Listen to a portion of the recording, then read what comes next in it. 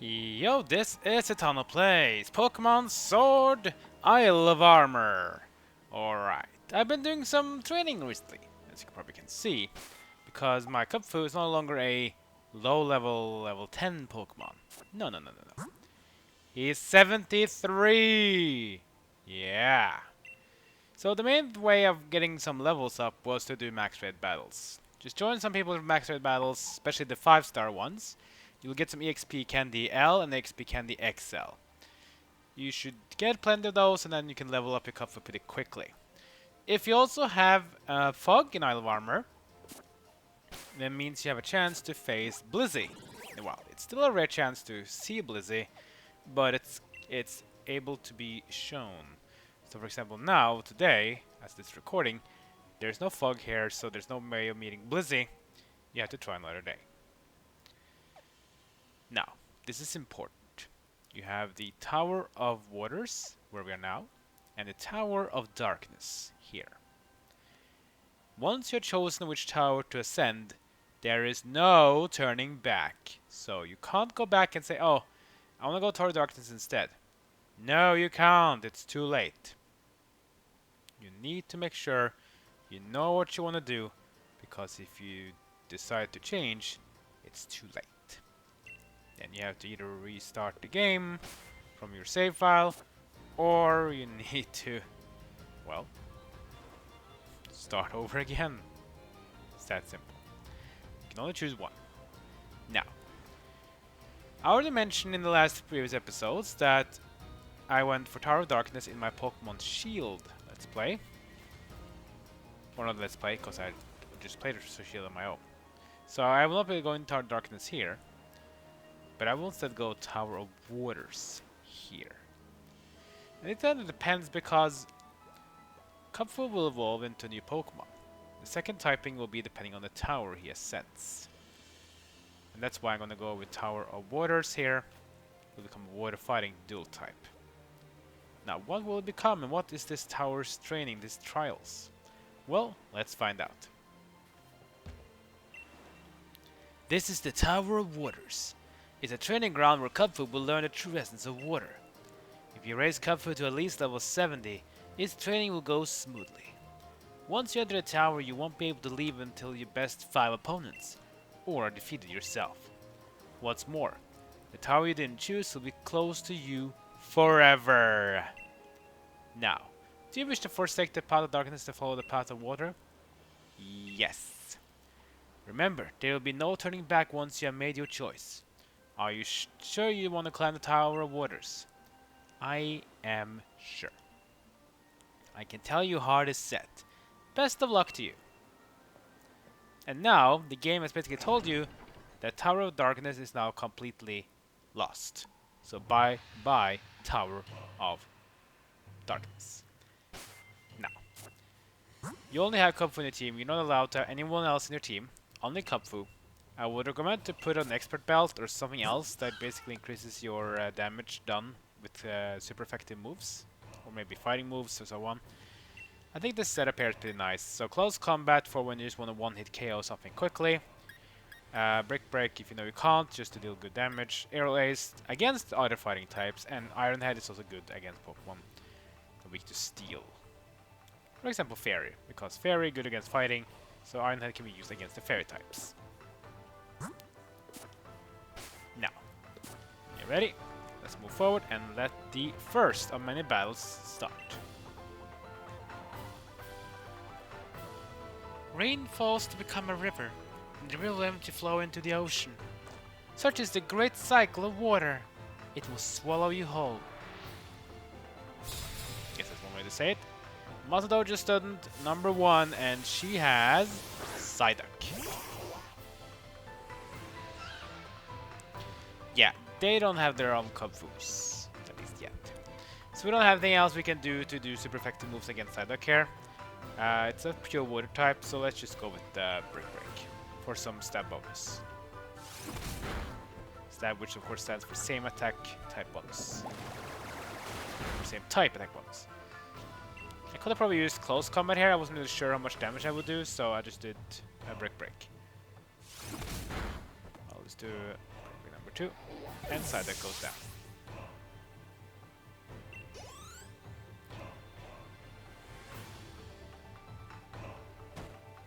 I have been swallowed whole by your great strength.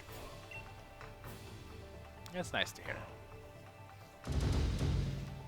Impressive. You can now proceed to the 2nd floor. That's great. You should always heal though after every battle, because you need to be sure you have what it takes. I think it's a bit important, don't you think? Yeah. Alright. Let's go here for the next battle. In a round cup, water becomes round. In a square teapot, it becomes square. Water is adaptable, changing form to match the opponent. Prepare to drown in its power. Well, that's a bit of a harsh statement, but okay. Krabby's next. So Krabby is just like Psyduck, it's a pretty weak water Pokemon. You know what, I'm gonna go for Close Combat now, hopefully that will be enough. Here we go.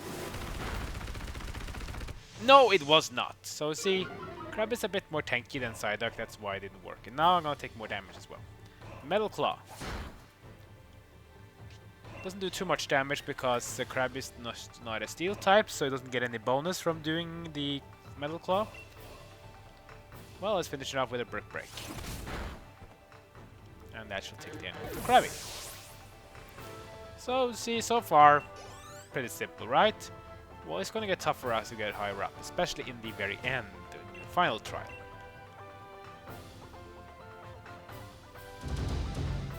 So that was the 2nd battle. Now we go up to the 3rd one. I think there's a total of 5 fights we're gonna go through, so we are nearly halfway. Let's just always heal. Probably better to use super potions here instead of hyper potions. No, it doesn't matter. Raindrops may be small and weak on their own, but a torrent of rain can grind rocks to dust. Do you have the willpower to withstand the relentless torrent of my raindrops? You also know that tears are from water as well. They're pretty salty. Let's see what her Marill has to show. So Marill, it's not really the super tanky Pokemon, but Marill's family has very high amount of HP. I don't think a close combat will be enough. No, nowhere near. The problem is to see here that I didn't do super effective damage against Marill. That's because Marill changed typing in Generation 6. It is no longer a pure water type, it's now dual type water and fairy. Problem is that Iron Head is super effective against fairy, but it is not very effective against water types, so it's neutralized to just doing regular damage. So both Iron Head and Aerial Ace is probably the better one to use then.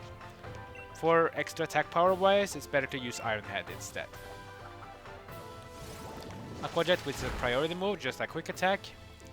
So he goes first. Okay, I think Aerial Ace will finish it off. I'll use Aqua Jet again. Once we get the priority. I'm going to just a bit low damage though, it's not really meant to be a heavy damaging attack, it's just mainly do attack first.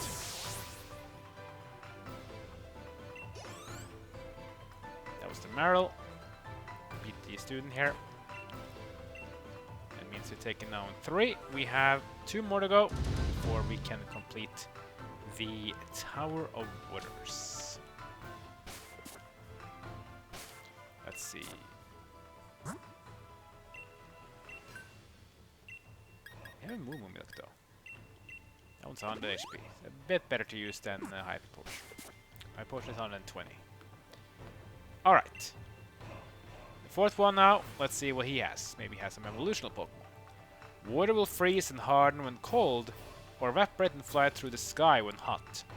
Water changes form and even his name on a whim. Can you contain it? Oh yes, we can. So the 4th one is Poliwhirl. Ah, evolutional type. So Poliwhirl is a special Pokemon because it has 2 evolutional stages afterwards, depending on which type of stone you use. If you use a water stone, it will become Poliwrath, becoming a water fighting dual type. And I think if you use the Dawn Stone in No, shiny stone I think it is. Or was it King's Rock? I can't really remember. It was this. It was either using a stone or you had to trade with. I think it's trading with the King's Rock becomes Politoad, which is a pure water type. Nah, doesn't really matter. It's a pure water type anyway, so you can probably hit it with fighting moves. It's fine. Whirlpool. Very weak water move, but it will deal damage every turn. It's basically the same thing as Fire Spin. It was an HM move in Generation 2. So you can see they buff the damage every turn a bit, but it's still, I would say, pretty weak. You Protect. This is a smart thing to use because this means he will take no damage that turn and the Whirlpool will still do damage to me. So yeah, they buffed the Whirlpool damage over turn, which was really needed because I hated using Fire Spins and Whirlpools back then because I just felt them to be too weak. But now they're much stronger. But not so enough though. I mean, the good moves for Pokemon that are very tanky though. That's for sure. That was the fourth one. That means we only have one more battle to go through and we complete the Tower of Waters. And he is waiting for you there. Who is he? Is it some Super Saiyan Dragon Ball Z type of guy who's gonna do some extreme thing to me, or? We'll see. No, I think you know who it is. I mean, who's the Dojo Master anyway? Yeah, it's Mustard. Mustard is the final guy. He's also the last guy in Tower of Darkness as well, if you want to go there. Make sure your Kubfu is fully healed. Have an expert belt. Or maybe even a berry if you want to go for that one, but it doesn't really matter. You can feel to save a game too, in case if you want to go for some RNG or luck. Anyway, when you're ready, meet up with Mustard and let the final battle in the Tower of Waters commence.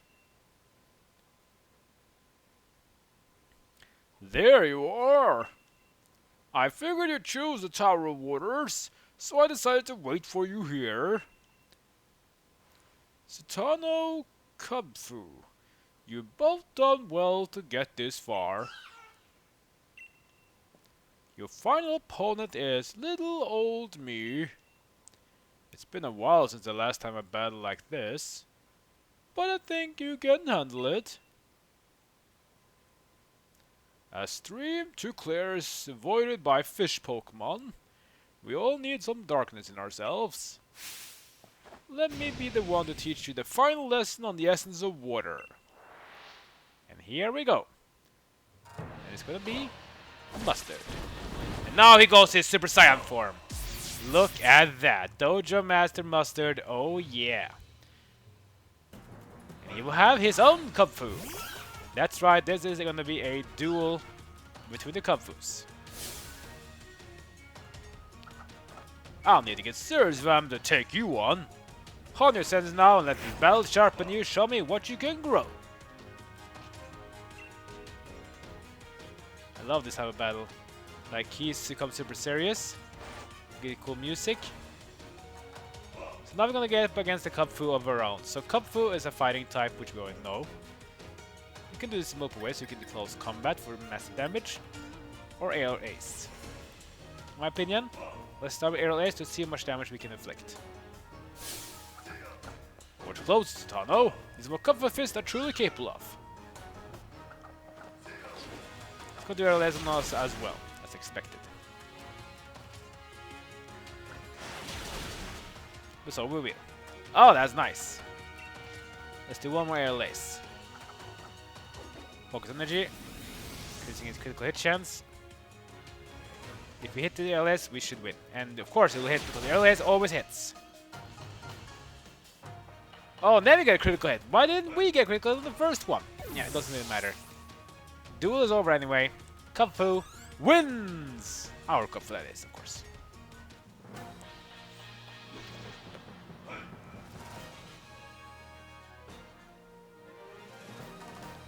You young folk grow so fast. It never ceases to amaze me. Heh.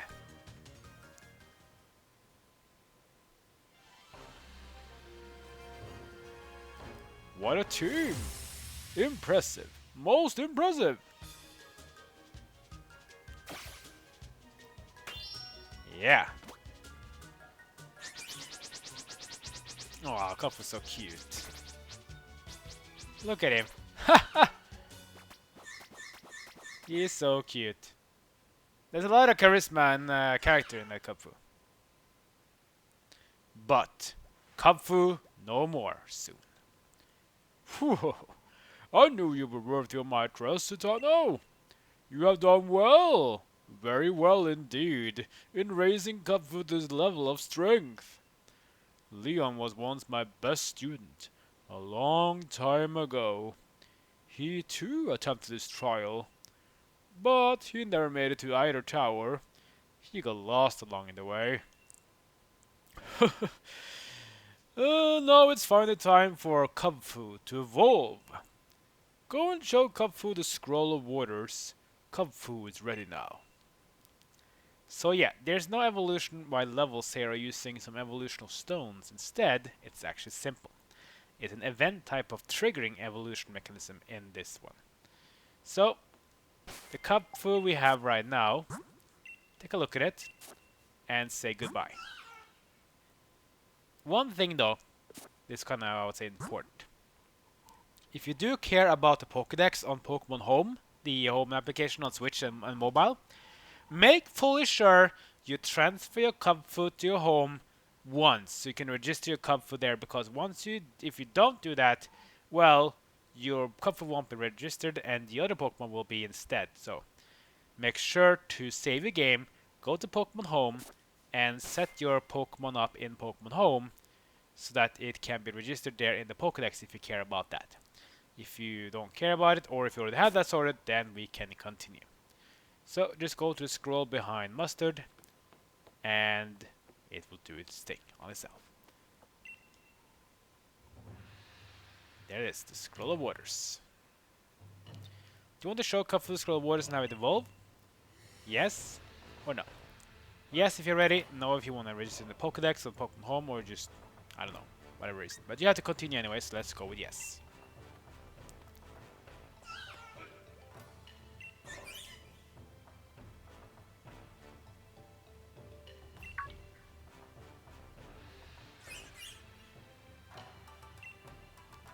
Then Kubfu evolves, and it becomes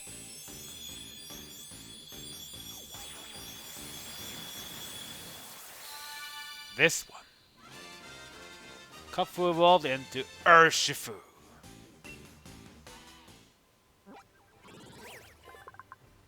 Oh yes, Urshifu, dual type water and fighting. That's because we went into the Tower of Waters. It'll become fighting and dark if you went to Tower of Darkness. And here you can see Rapid Strike style. So, Rapid Strike style is the water version, and the single strike style is the dark version. It's believed that this Pokemon model is fighting style on the flow of a river. Sometimes rapid, sometimes calm. The Pokédex info for Urshifu will change if it's on the single strike style. Looks though, it has the same color looks, it's just its pose is different.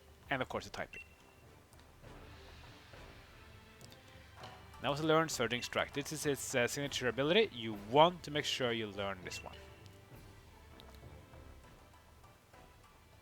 It's a water move. This one hits 3 times in a row and always crits. Just one you want to replace, but in my opinion, I think Brick Break is it's good, but close combat is just more useful. Here we go, Surging Strikes. Behold, before you stands Urshifu. Sure to be unyielding armor, I will shatter any blade turned against it. And it has mastered a style of water.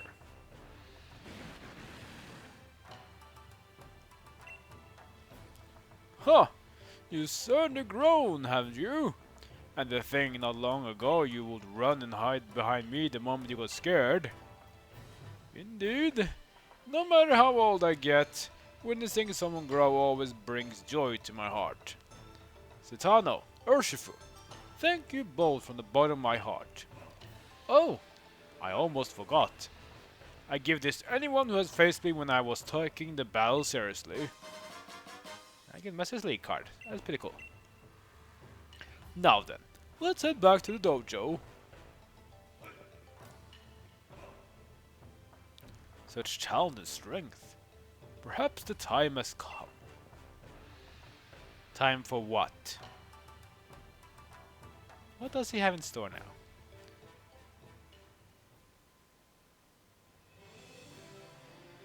So we finally got ourselves an Urshifu, the evolved form of Kubfu.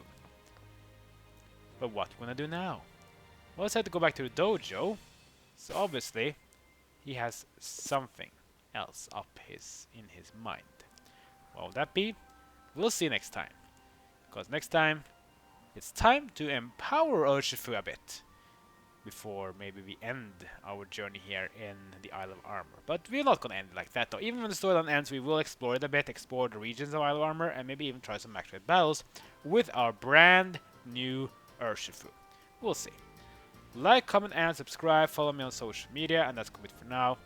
I'll see you guys next time with my journey in Pokemon Sword Isle of Armor.